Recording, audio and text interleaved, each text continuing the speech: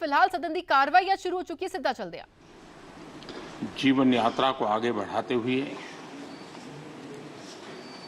आज जिस स्थान पर प्राप्त पहुंचे हैं वो देश के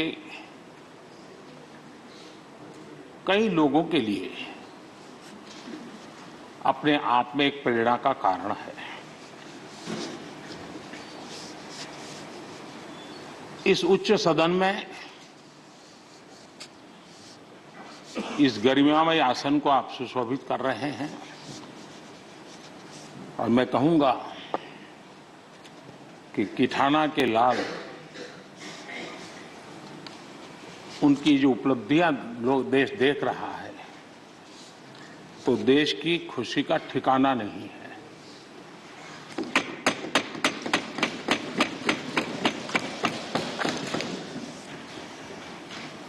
आदरणीय सभापति जी, ये सुखद अवसर है कि आज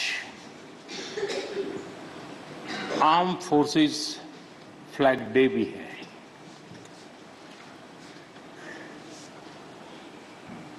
आदरणीय सभापति जी, आप तो झुंझुनू से आते हैं। झुंझुनू वीरों की भूमि है। शायद ही कोई परिवार ऐसा होगा कि जिसने देश की सेवा में अग्रिम भूमिका न निभाई हो।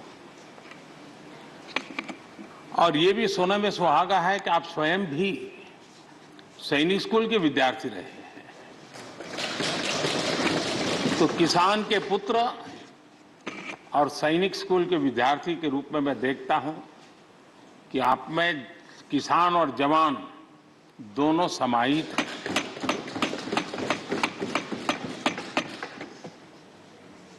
मैं आपकी अध्यक्षता में इस सदन से सभी देशवासियों को आर्म फोर्सेस फ्लैग डे की भी शुभकामनाएं देता हूं। मैं इस सदन के सभी आदरणीय सदस्यों की तरफ से देश के आर्म फोर्सेस को सैल्यूट करता हूं।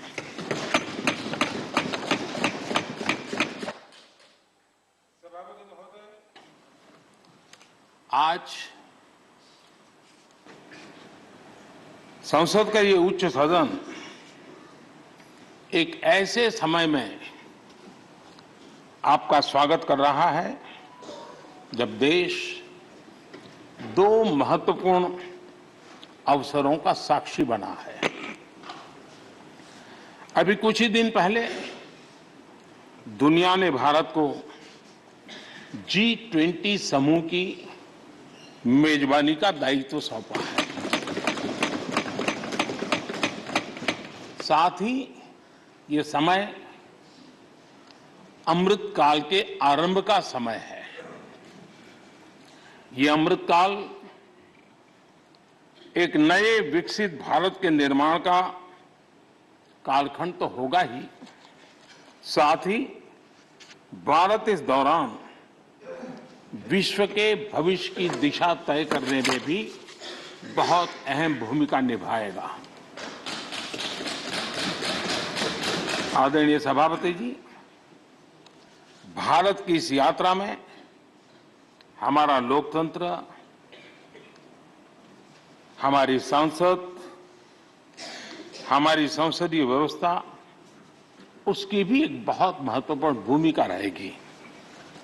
मुझे खुशी है कि इस महत्वपूर्ण कालखंड में उच्च सदन को आपके जैसा सक्षम और प्रभावी नेतृत्व मिला है।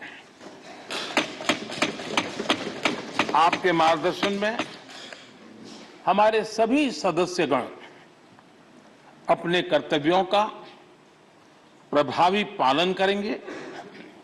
ये सदन देश के संकल्पों को पूरा करने का प्रभावी मंच बनेगा।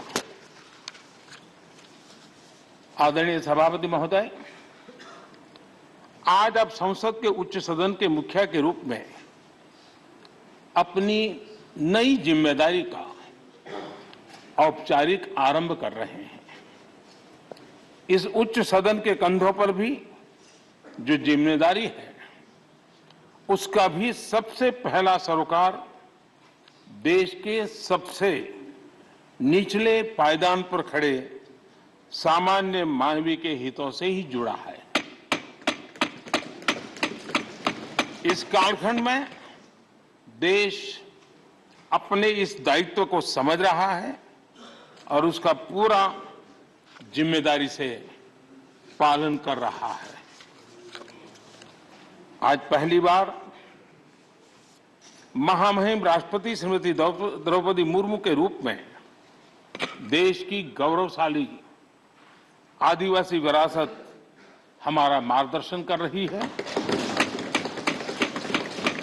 इसके पहले भी श्री रामनाथ कोविंद जी ऐसे ही वंचित समाज से निकलकर देश के सर्वोच्च पद पर पहुंचे थे और अब एक किसान के बेटे के रूप में आप भी करोड़ों देशवासियों की, गांव, गरीब और किसान की ऊर्जा का प्रतिनिधित्व कर रहे हैं।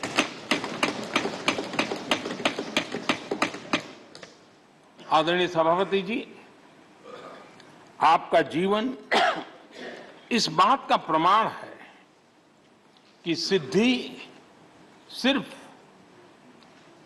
साधनों से ही नहीं, साधना से मिलती है।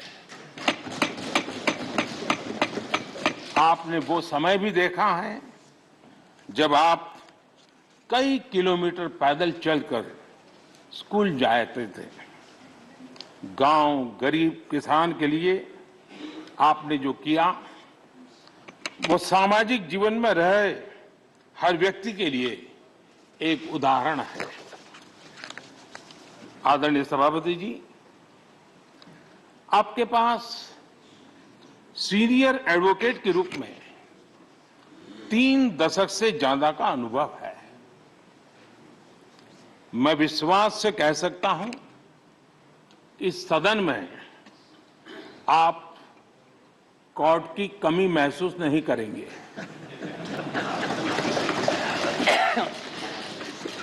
क्योंकि राज्यसभा में बहुत बड़ी मात्रा में वो लोग ज्यादा हैं जो आपको सुप्रीम कोर्ट में मिला करते थे और इसलिए वो मूड और मिजाज भी आपको यहां पर जरूर अदालत की याद दिलाता रहेगा।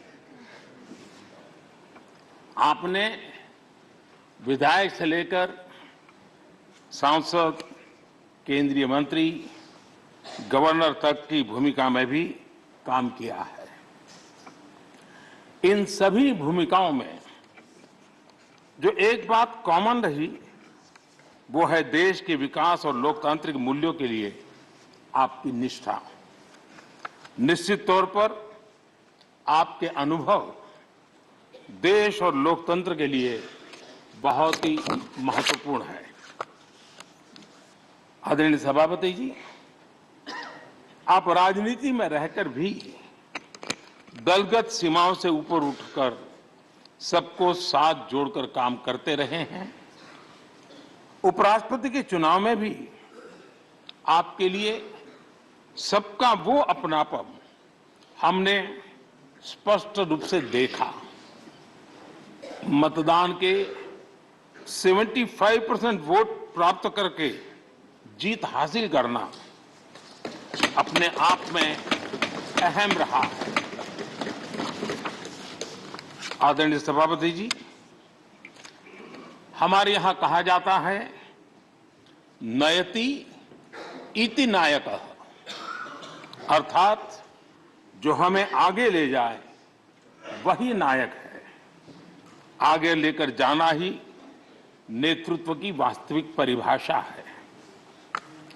राज्यसभा के संदर्भ में ये बात और महत्वपूर्ण हो जाती है क्योंकि इस सदन पर लोकतांत्रिक निर्णयों को और भी रिफाइंड तरीके से आगे बढ़ाने की जिम्मेदारी है। इसलिए जब आपके जैसा जमीन से जुड़ा नेतृत्व इस सदन को मिलता है तो मैं मानता हूं कि ये सदन के हर सदस्य के लिए सौभाग्य है।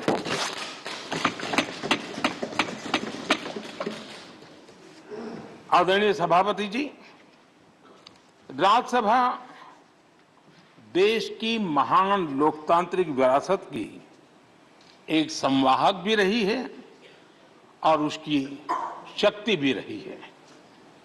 हमारे कई प्रधानमंत्री ऐसे हुए जिन्होंने कभी न कभी राज्यसभा सदस्य के रूप में कार्य किया। अनेक उत्कृष्ट नेताओं की संसदीय यात्रा राज्यसभा से शुरू हुई थी।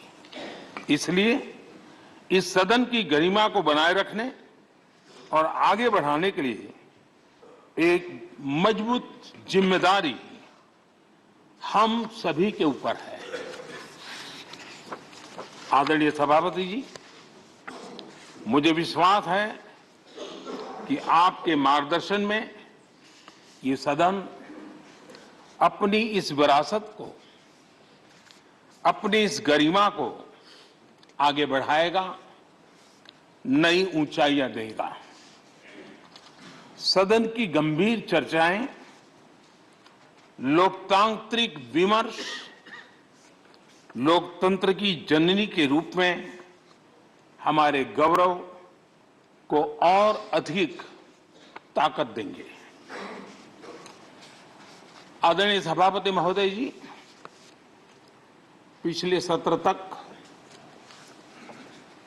हमारे पूर्व उपराष्ट्रपति जी और पूर्व सभापति जी इस सदन का मार्गदर्शन करते थे और उनकी शब्द रचनाएं, उनकी तुकबंदी सदन को हमेशा प्रसन्न रखती थी। ठहाके लेने के लिए बड़ा अवसर मिलता था। मुझे विश्वास है कि आपका जो हाजिर जवाबी स्वभाव है वो उस कमी को कभी खलने नहीं देगा और आप सदन को वो लाभ भी देते रहेंगे। इसी के साथ मैं पूरे सदन की तरफ से, देश की तरफ से, मेरी तरफ से आपको बहुत बहुत शुभकामनाएं देता हूं। धन्यवाद।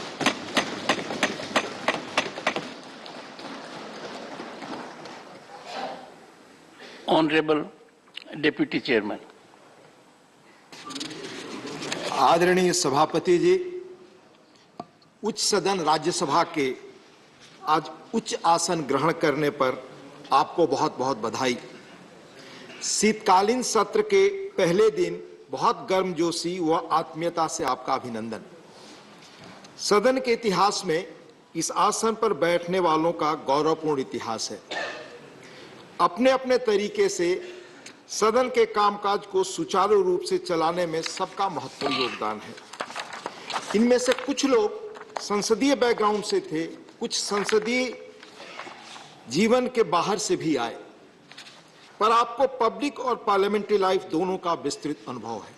माननीय प्रधानमंत्री जी ने बहुत विस्तार से आपके जीवन के बारे में बताया।